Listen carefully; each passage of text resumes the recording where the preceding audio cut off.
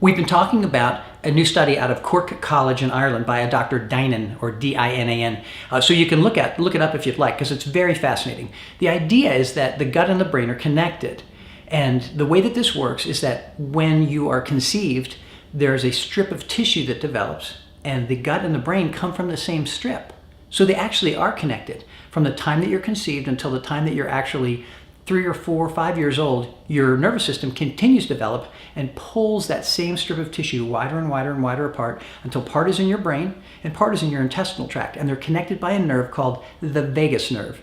And the vagus nerve carries material from the intestinal tract up to the brain by active transport. It's kind of a tube, almost, you could call it. It's axonal transport, and it'll carry materials from the intestinal tract up to the brain. It also sends messages from the brain down to the body. So anything that needs to be slowed down in your body, it slows down your heart rate, it slows down intestinal contraction, and it just kind of balances out stress, which is very interesting because the vagus nerve will send messages to calm down the response to stress, and it will pull materials up from the intestinal tract like serotonin and GABA to also affect stress. So you could think of the vagus nerve as kind of the stress nerve because it slows down hypersympathetic activity. That's fight or flight when you're just crazy.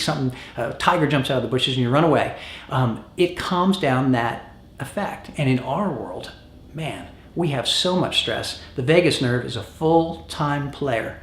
So if you take probiotics, and I had a gut feeling about this from the beginning, if you take probiotics, it will support your serotonin production, GABA production by this new research that we're finding, and it actually shows up in your brain by reducing depression and anxiety and improving the way that your brain functions.